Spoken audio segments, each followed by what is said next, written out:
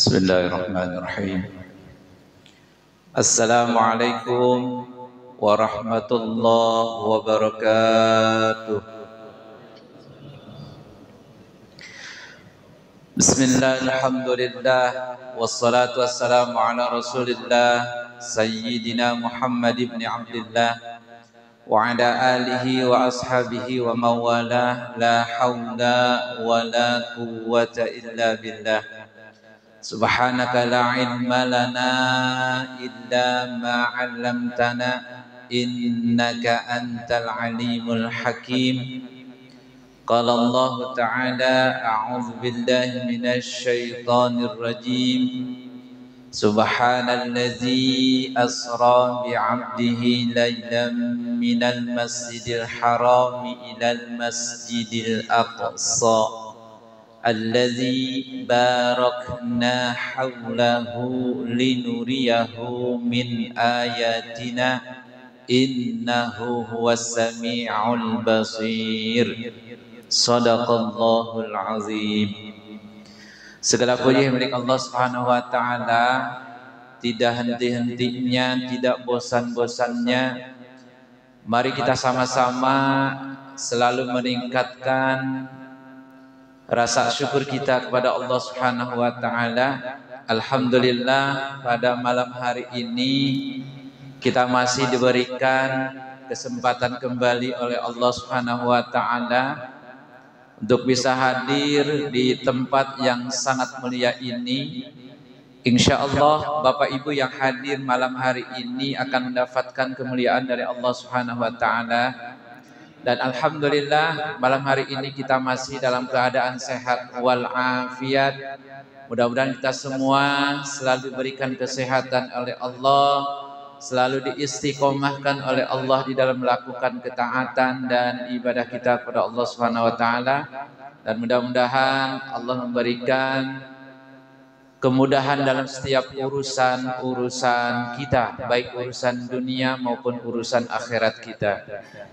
Bapak Ibu yang dirahmati Allah Subhanahu wa taala, hari ini kita masih berada di bulan Rajab, tepatnya pada tanggal 29 ya. 29 Rajab. Maka mari sama-sama kita manfaatkan momentum bulan Rajab ini dengan terus memperbanyak ibadah kepada Allah Subhanahu wa taala. Kenapa demikian? Ibnu Abbas menyatakan bahwa setiap amal ibadah yang kita lakukan, diantaranya bulan Rajab ini termasuk dari arba'atun hurum, bulan yang Allah muliakan, maka pahalanya oleh Allah akan dilipat gandakan. Begitupun sebaliknya ketika kita melakukan dosa di bulan hurum atau salah satunya di bulan Rajab ini, maka dosanya pun akan dilipat gandakan oleh Allah Subhanahu wa taala. Bapak Ibu yang dirahmati Allah Subhanahu wa taala, pertemuan malam hari ini insyaallah kita akan membahas tema tentang makna penting dari peristiwa Isra Mi'raj Nabi Muhammad SAW. Bapak Ibu, setiap kejadian yang ada di dunia ini, kalau kita simpulkan itu menjadi dua kejadian. Yang pertama ada yang disebut dengan kejadian kauniyah. Apa itu kejadian kauniyah? Kejadian yang bisa dimengerti oleh akal kita. Contoh seperti ketika Bapak Ibu lapar, kemudian makan, maka rasa lapar itu akan hilang atau tidak? Hilang. Ini secara logikanya iya. Begitupun ketika Bapak Ibu haus, kemudian minum, maka rasa haus itu pun akan hilang. Ini contoh dari kejadian kauniyah. Yang kedua, ada yang disebut dengan kejadian robbaniyah. Apa itu kejadian robbaniyah? Kejadian yang tidak dimengerti oleh akal kita, namun harus diimani, harus diyakini. Kalau hanya mengandalkan logika kita itu tidak mungkin. Contohnya seperti apa? Peristiwa kejadian Isra Mi'raj Nabi Muhammad sallallahu alaihi wasallam. Maka secara logikanya yang seharusnya perjalanan Isra Mi'raj ini memerlukan waktu panjang, tapi justru ini hanya dengan waktu yang sangat singkat saja, Bapak Ibu. Subhanallah. Maka ini dikatakan sebagai kejadian Rabbaniyah. Baik. Maka di dalam Al-Quran surah Al-Isra yang tadi dibacakan oleh Imam, ayat pertama, Subhanalladzi asra bi'abdihi laylan minal masjidil harami ilal masjidil aqsa. Al-ayat. Bapak Ibu, dalam ayat ini diawali dengan kalimat fi'il ta'ajub, kalimat tasbih, subhana. Maha suci zat Allah, allazi asra, yang telah memperjalankan bi'abdihi kepada hambanya, lailan minal masjidil haram, pada waktu malam.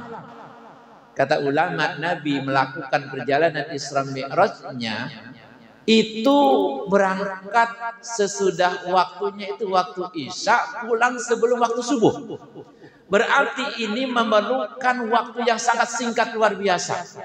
Padahal kalau kita telaah dari Isra-nya saja, melakukan perjalanan dari Masjidil Haram ke Masjidil Aqsa, itu kata ulama memerlukan perjalanan kurang lebih 1 bulan atau 2 bulan perjalanan. Kalau dengan kendaraan unta saat itu.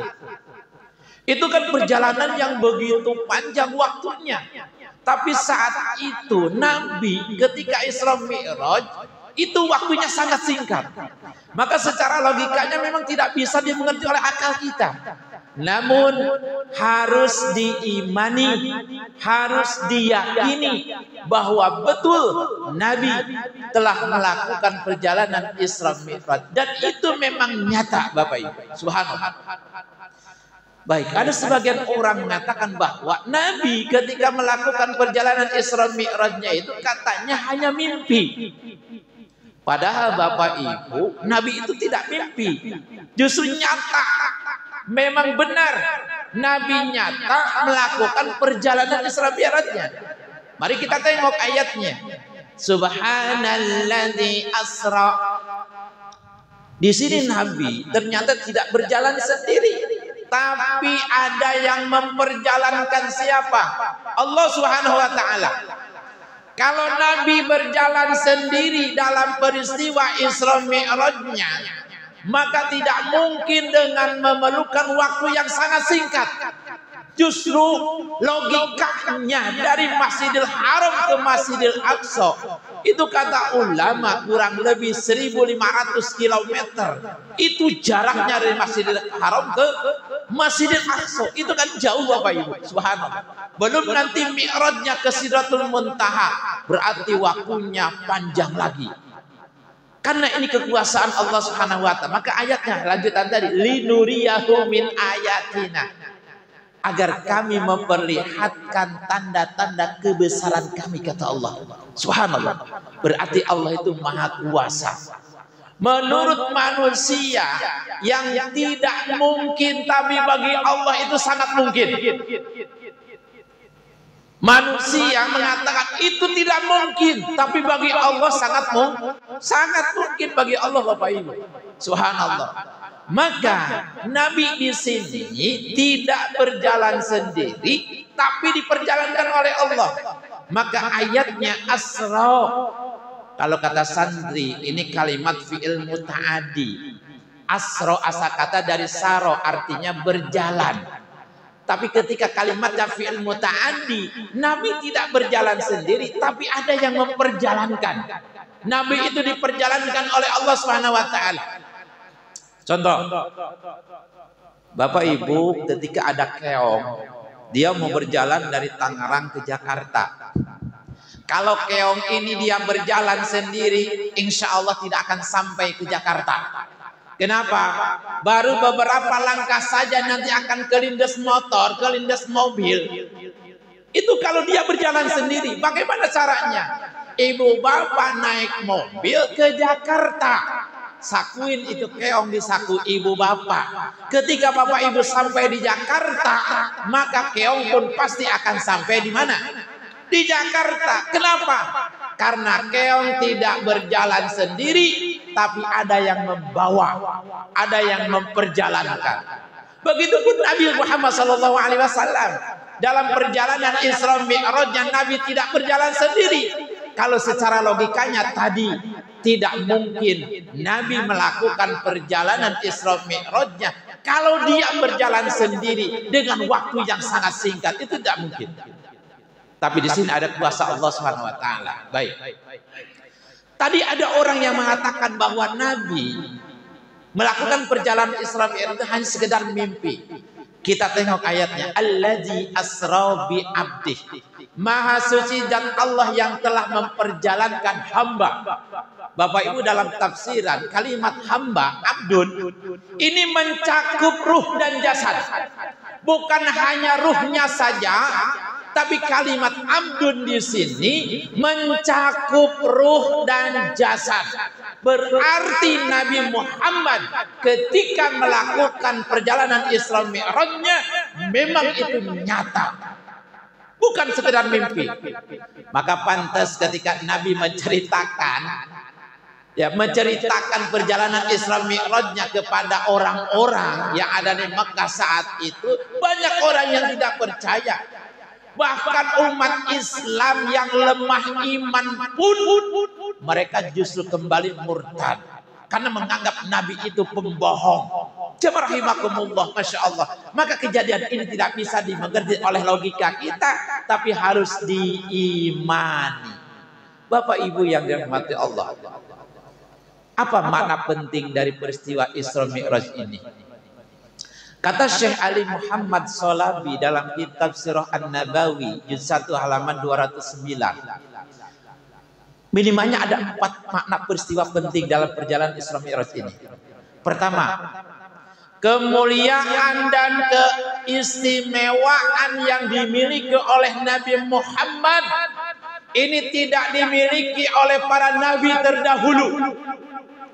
Sekali lagi, kemuliaan dan keistimewaan Nabi Muhammad ini tidak dimiliki oleh para nabi terdahulu. Subhanallah. Bapak Ibu, baru saja Nabi Muhammad ditinggalkan oleh 2 orang yang dia cintai. Pertama, istrinya Sayyidah Khadijah radhiyallahu anha meninggalkan Nabi Muhammad SAW. Saat itu Nabi merasakan sedihnya luar biasa. Kenapa? Seorang istri yang selalu mendukung, membantu perjuangan dakwah Nabi Muhammad SAW dalam menegakkan li'ila'i kalimatillah, itu didukung oleh istrinya. Seorang istri yang selalu memberikan penyemangat kepada Nabi Muhammad SAW. Istri yang dia cintai saat itu ditinggalkan oleh istrinya. Maka Nabi merasakan sedih luar biasa. Padahal Bapak Ibu, kalau kita tahu bahwa Sayyidah Khadijah itu kan seorang saudagar yang kaya raya. Sebelum nikah dengan Nabi Muhammad SAW, beliau itu orang kaya, subhanallah. Tapi setelah nikah dengan Nabi Muhammad, lalu hartanya dipakai, digunakan untuk membantu perjuangan dakwah Nabi Muhammad SAW. Suatu ketika, Siti Khadijah sedang tiduran di pangkuan Nabi Muhammad. Saat itu meneteslah air mata Siti Khadijah kepada tangan Nabi Muhammad SAW. Nabi bertanya kepada istrinya, wahai istriku Sayyidah Khadijah, kenapa engkau menangis? Kata Nabi, apakah engkau menyesal menikah dengan aku? Apa jawaban Sayyidah Khadijah? Tidak ya Rasulullah, aku tidak menyesal menikah dengan engkau. Kalau begitu, apakah engkau menyesal dengan habisnya hartamu ini? Apa jawaban Sayyidah Khadijah? Tidak ya Rasulullah, aku tidak menyesal dengan habisnya hartaku ini. Tapi apakah masih ada harta yang aku akan pergunakan untuk perjuangan dakwahmu ya Rasulullah? Apakah masih ada harta yang aku akan korbankan dalam rangka membantu perjuangan dakwahmu wahai Rasulullah? Subhanallah. Kemudian Siti Khadijah meneruskan perkataannya, ya Rasulullah, jika aku nanti mati meninggal dunia lalu jasadku dimasukkan ke liang lahat dikubur, aku ridho jasadku digali kembali, diambil tulang rusukku untuk dipakai jembatan bagi kaum muslimin dalam memperjuangkan agama Allah Subhanahu wa taala. Luar biasa Bapak Ibu. Perjuangan Siti Khadijah dalam membantu dakwahnya Nabi Muhammad SAW. Maka pantas Nabi Muhammad merasa sedih. Wajar, Nabi manusia sama seperti kita, fitrah. Ketika kita ditinggal oleh orang yang kita cintai, baik ditinggal oleh pasangan kita, baik ditinggal oleh anak-anak kita, kita merasa sedih, wajar, gak apa-apa. Tapi yang tidak boleh itu terlalu berlebihan. Berlebihannya yang tidak boleh Bapak Ibu. Nangis sedih sampai nyakar-nyakar muka. Nangis sedih sampai nyobek-nyobek baju. Ini yang tidak boleh, terlalu berlebihan. Sedih, nangis, itu pun Nabi seperti itu. Wajar dan fitrah manusia seperti itu. Cuman yang tidak boleh itu berlebihan. Berlebihannya Bapak Ibu. Belum lama 1 bulan ditinggal oleh istrinya, Nabi Muhammad pun ditinggal oleh pamannya Abu Thalib. Ditinggal oleh pamannya Abu Thalib. Seorang paman Abu Thalib yang selalu membela dakwah Nabi, yang selalu membela dakwah Nabi. Bahkan beliau selalu sering paling terdepan ketika ada kafir Quraisy yang akan mengganggu Nabi Muhammad, yang akan menyelakakan Nabi Muhammad. Maka kata Abu Thalib, dia akan berhadapan dengan aku terlebih dahulu. Subhanallah. Luar biasa Bapak Ibu. Maka pantas saat itu disebut dengan Amul Huzni, tahun kesedihan Nabi Muhammad SAW, ditinggal oleh 2 orang yang dicintainya. Subhanallah.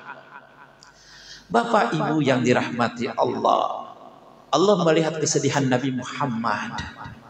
Saat itu Allah merintahkan kepada malaikat Jibril untuk mengajak jalan-jalan Nabi. Maka dengan adanya peristiwa Isra Mi'raj ini, itu sengaja kalau budak mah apa ya, dibubungah gitu supaya tidak sedih gitu. Nabi pun demikian. Dengan adanya perjalanan Isra Mi'raj Nabi Muhammad SAW. Itu yang pertama. Kata Syekh Ali Muhammad Shalabi, mana penting dari peristiwa Isra Mi'raj pertama, keistimewaan, kemuliaan yang dimiliki oleh Nabi Muhammad ini tidak dimiliki oleh para nabi terdahulu. Yang kedua, apa makna penting dari peristiwa Isra Mi'raj tersebut? Ada kewajiban sholat yang 5 waktu. Kan awalnya 50 waktu sholat itu, sampai akhirnya 5 waktu. Bapak Ibu, saking pentingnya sholat ini, maka kita tidak boleh meninggalkannya. Tidak boleh melalaikan terhadap perintah sholat tersebut. Dalam keadaan apapun kita sedang sakit, selama kita masih sadar, maka kewajiban sholat wajib dilakukan. Kecuali kalau kita sudah tidak sadar. Misalkan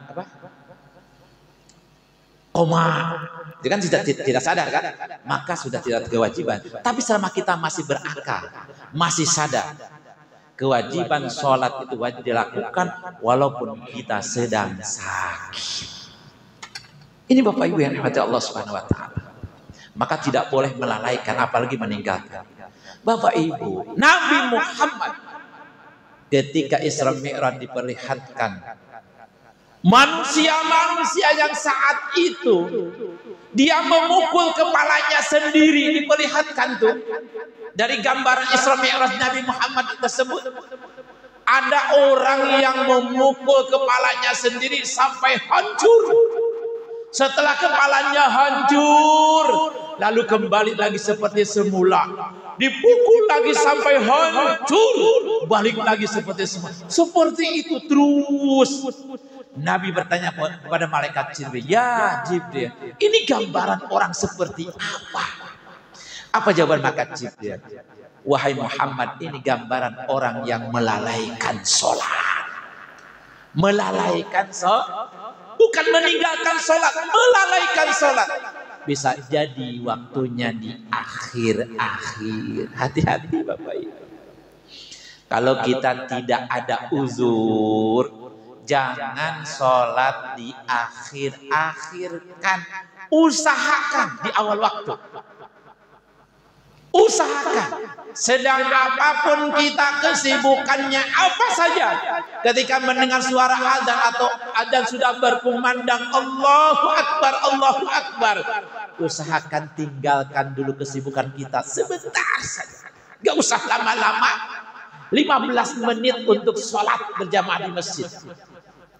Ingat, waktu yang kita korbankan 15 menit itu akan diganti oleh Allah dengan kebahagiaan. Bapak Ibu sedang sibuk di kantor, di mana saja, ketika adzan sudah berkumandang terdengar, lalu kita pergi meninggalkan kegiatan kita sementara 15 menit atau setengah jam. Waktu 15 menit setengah jam itu diganti oleh Allah dengan kebahagiaan, insya Allah. Tidak akan sampai mengganggu waktu kerja kita. Usahakan di awal waktu. Bapak Ibu yang dirahmati Allah Subhanahu wa taala. Kemudian yang kedua, makna penting. Yang ketiga, makna penting dari peristiwa Isra Mi'raj tersebut adalah melakukan perjalanan pertama ke luar angkasa. Jadi Nabi yang pertama melakukan perjalanan ke luar angkasa. Ini menjadikan pelajaran bagi kita sebagai umat Islam, Bapak Ibu. Agar kita itu selalu mandiri. Agar kita selalu meningkatkan kemampuan kita. Bukan hanya dalam masalah agama, meningkatkan kemampuan tersebut. Itu pun kita harus melek dalam masalah sains dan teknologi. Jangan sampai umat Islam kita terbelakang. Justru harus paling depan. Mereka sudah pergi kemana? Ke bulan. Kita masih ribut apa? Masih ribut apa? Masih mempeributkan masalah ubudiyah furu'iyah. Antara dikerjakan oleh Nabi atau tidak. Masih mempersalahkan masalah tahlil atau tidak. Coba bayangin. Pakai usoli atau tidak, kunut atau tidak. Itu mereka sudah jauh di non sana. Kita itu apa? Tertinggal jauh Bapak Ibu. Maka dalam hal ubudiyah, terutama masalah furu'iyah ini, gak usah dipermasalahkan, terlalu dipermasalahkan. Perbedaan pendapat itu pasti ada. Jangankan sekarang di zaman Nabi Muhammad, yang namanya perbedaan pendapat itu ada. Nabi dengan sahabat pun ada berbeda pendapat. Gak usah terlalu jauh dipermasalahkan masalah ubudiyah.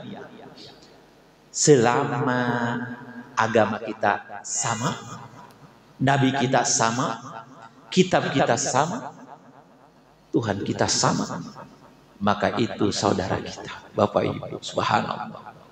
Jadi Nabi Muhammad orang yang pertama kali melakukan perjalanan keluar angkasa. Ini kan luar biasa. Maka salah satu keistimewaan tadi yang diberikan oleh Nabi Muhammad SAW.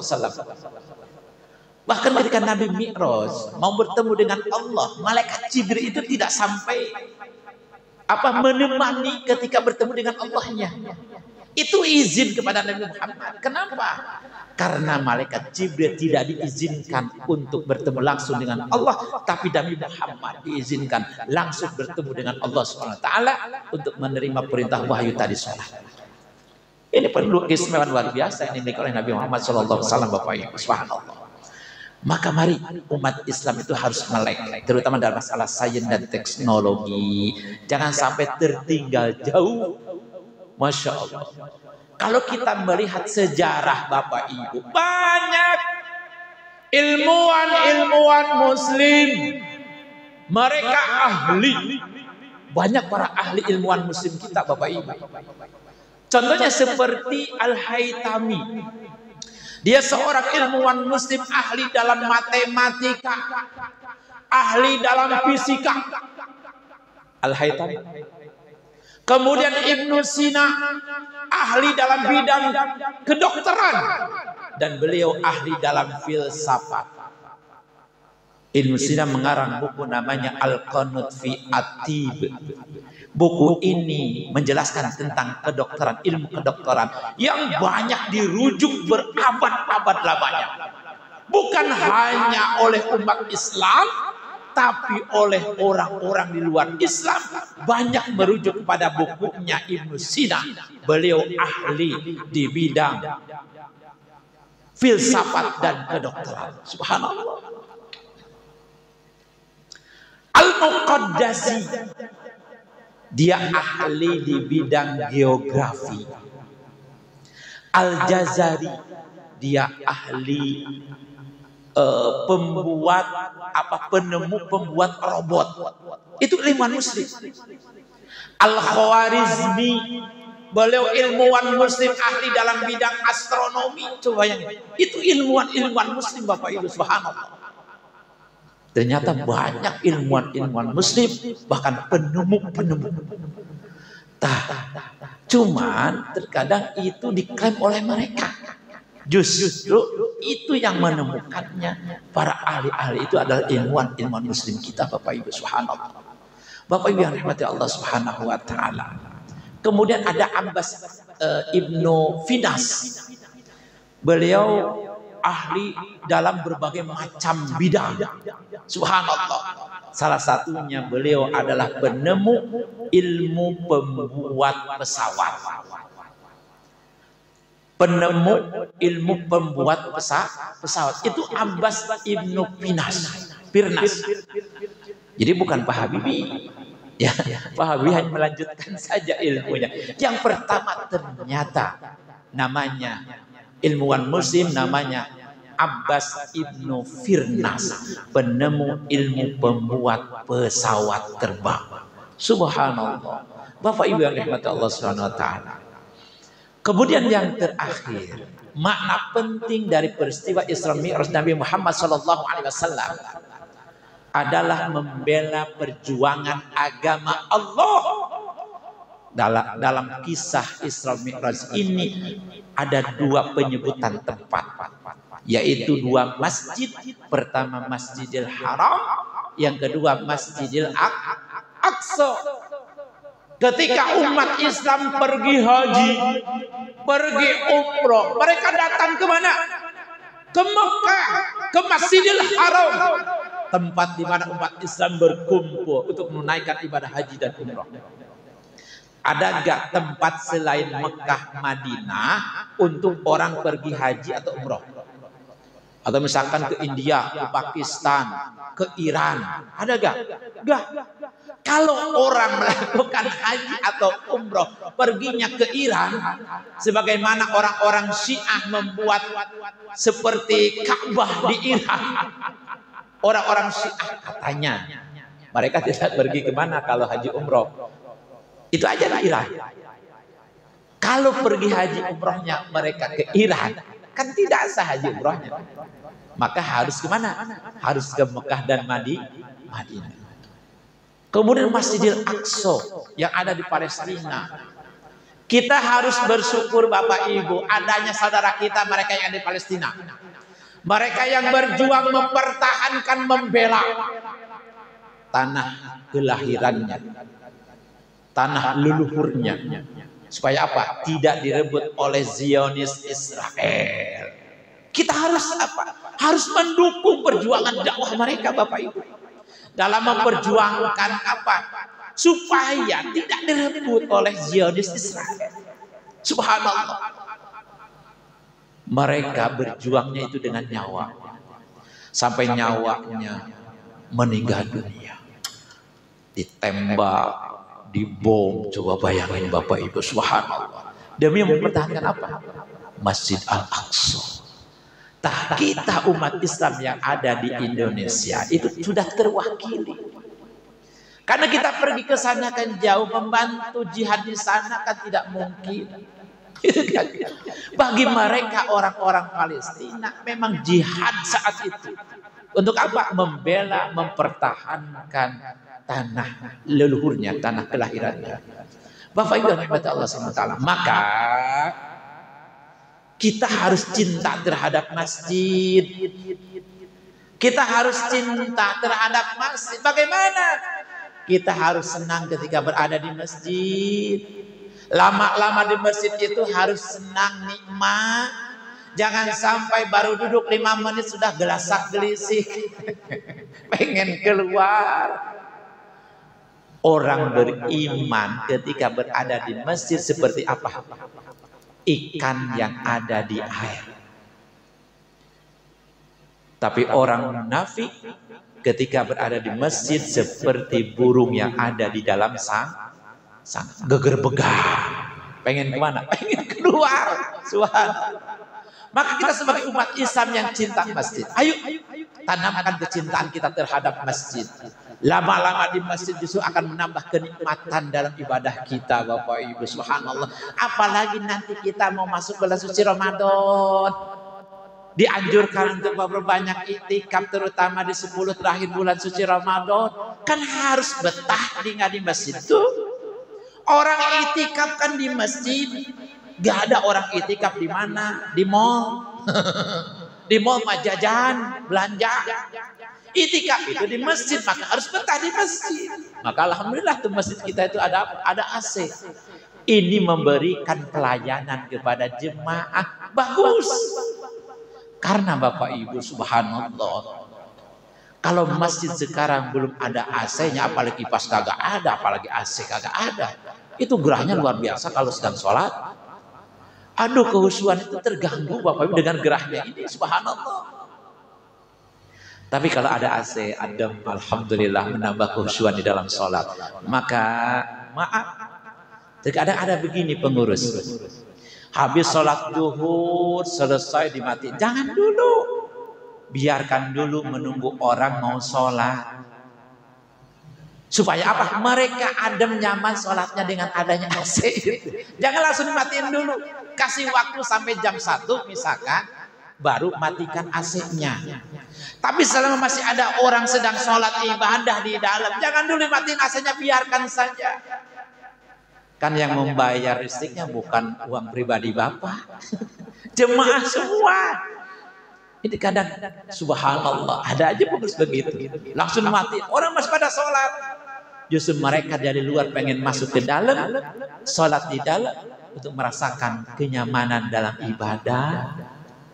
Maaf, misalkan tukang gojek hari-hari dia di luar kepanasan, dia sholat ke masjid, kan pengen apa? Pengen ngadem, sambil ngadem di masjid, biarkan. Apalagi nanti di bulan suci Ramadan, ya, insya Allah kita tambah waktu untuk menyalakan AC-nya, apalagi di siang hari. Biarkan orang nanti baca Quran, sholat, ibadah dan yang sebagainya. Apalagi nanti pada saat itikafnya 10 tahun di bulan suci Ramadan. Bahkan setiap malam dari mulai tanggal 1 Ramadan, kita kan melaksanakan apa? Sholat Isya berjamaah dilanjut dengan sholat sunnah tarawih. Aduh Bapak, kalau habis puasa buka, itu kan suka keringetan, apalagi bukanya sambal. Yang anget-anget, yang pedes-pedes. Itu kalau sudah buka, wocrotnya luar biasa itu keringat. Coba, kalau gak ada AC, gak ada kipas angin. Udah ibadah gini aja, lagi sholat, lagi qiyam begini. panas gitu ya. Subhanallah. Karena kita merasakan begitu Bapak Ibu ketika belum ada AC gitu ya. Subhanallah. Alhamdulillah di Masjid Al-Hikmah ini mudah-mudahan insya Allah pengurus memberikan fasilitas yang maksimal untuk jemaahnya supaya insya Allah kalau memberikan fasilitas maksimal untuk jemaah memberikan pelayanan yang baik, insya Allah jamaah pun tidak akan sungkan-sungkan untuk mengeluarkan dompetnya, mengeluarkan uang yang merah itu yang angka 100.000 akan dimasukkan ke kotak amalnya, insya Allah. Bapak Ibu yang dirahmati Allah Subhanahu Wa Taala, demikian ceramah yang singkat-singkat ini insya Allah memberikan manfaat kepada kita semua. Penjelasan dari tadi 4 makna penting dari peristiwa Isra Mi'raj tersebut. Mudah-mudahan kita semua mengambil pelajaran dan hikmah dari peristiwa Isra Mi'raj Nabi Muhammad SAW. Yang paling penting Bapak Ibu, mari kita sama-sama meningkatkan keimanan kita kepada Allah SWT, meningkatkan kualitas amal dan ibadah kita kepada Allah. Apalagi nanti kita akan memasuki bulan suci Ramadan. Yuk kita sama-sama persiapkan diri kita. Bagi Bapak Ibu yang masih punya kodok hutang, kodok puasa, segera dibayar. Ya, jangan diintar-intar. Masih ada waktu 1 bulan. Biasanya ibu-ibu yang suka ada tamu. Ya, kadang seminggu, kadang 15 hari. Maka silahkan, masih ada waktu untuk dibayar kodoknya. Khawatir nanti kalau di akhir-akhir kodoknya masih ada, lalu masuk bulan suci Ramadan, itu kan harus ada denda yang harus dibayar, yaitu bayar fidyahnya. Fidyah itu bukan menghapuskan puasa kodoknya, puasa kodok mah tetap wajib harus dibayar. Cuman waktunya bisa kapan saja. Kalau puasa kodok bebas, ya mau nanti setelah Syawal boleh, atau mau bulan apa saja, silakan, waktunya bebas. Maka untuk itu, mumpung masih ada waktu, silakan Bapak Ibu yang masih ada hutang tunggakan puasa kodoknya segera dilunaskan atau segera dibayar. Terima kasih. Ada yang mau bertanya sebelum ditutup dengan doa? Sebentar lagi kita masuk waktu sholat isya insyaallah.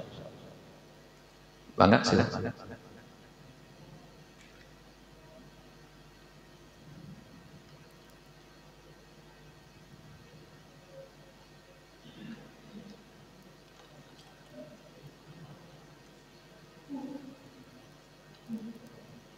Ada orang bertanya, tapi bukan jemaah sini ya. Bertanya, pertanyaannya itu, Pak, apakah boleh puasa dilakukan setiap hari? Jadi puasa setiap hari itu boleh atau enggak? Jawabannya boleh. Kalau kita bisa mampu. Yang penting yang tidak boleh itu di 5 hari saja. 1 di hari raya Idul Fitri enggak boleh. 2 di hari raya Idul Adha enggak boleh, haram. Yang ketiga di hari-hari tasyrik, tanggal 11, 12, 13, ini 5 hari yang tidak boleh melakukan puasa dan hukumnya haram. Selain dari itu boleh. Kalau bisa, kalau mampu. Tapi kalau misalkan sampai merusak badan, sampai kurus kering, nggak usah.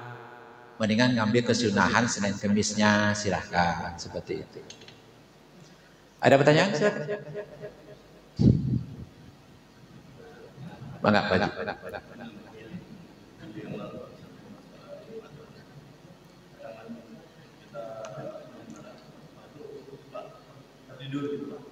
Iya. Baik. Apakah ketika tidur itu bisa membatalkan wudhu? Tergantung tidurnya kita dalam posisi apa. Kalau tidurnya dalam posisi duduk, kemudian posisi pantat ini tidak terbuka, maka itu tidak sampai membatalkan wudhu. Tapi kalau misalkan tidurnya sampai, kan ada orang tidurnya sampai nunduk ya. Kalau orang tidur nunduk, otomatis ini pantat kan kebuka. Nah itu. Apalagi sampai ke bawah kepala kita. ini pantatnya kan kebuka lubang ini, maka wudunya jadi batal. Ketika mau sholat wudu lagi. Gitu. Ada seorang ulama, ya, guru besar di Al-Azhar, namanya Syekh Atiyah. Gitu. Beliau menyatakan tidak batal wudu orang yang tidur sambil duduk. Maksudnya tidur yang duduknya itu pantatnya menutup. Itu tidak batal wudunya. Seperti itu Pak Haji.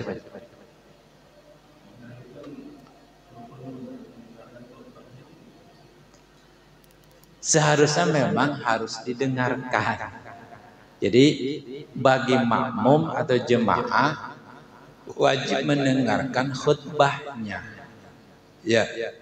Jadi ketika khatib sedang menyampaikan khutbahnya, kewajiban makmum itu harus mendengarkan. Cuma yang tadi terkadang karena setan itu tidak akan membiarkan hambanya khusyuk dalam ibadah. Maka suka diganggu, diikat matanya ketika mendengarkan khutbah, diikat mata sampai menutup. Jadi ya kadang kita dipelotot-pelototin juga pas pas di tengah-tengah tidur. Ya, itulah setan begitu ya. Ya sudah dianggap sah lah. Khutbahnya apa, sholatnya sudah dianggap sah. Makanya di sini pentingnya sholat berjamaah itu begitu Bapak Ibu. Ada satu orang misalkan dia mendapatkan kesempurnaan di dalam sholatnya, ya, misalkan dalam berjamaah, maka yang lain yang tadi tidak sempurna sholatnya pun akan ke bawah sempurna, akan ke bawah menjadi 27 derajat.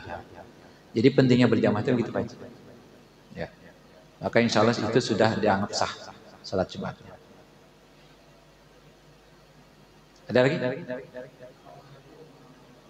Waalaikumsalam warahmatullahi wabarakatuh. Ya. Mangga.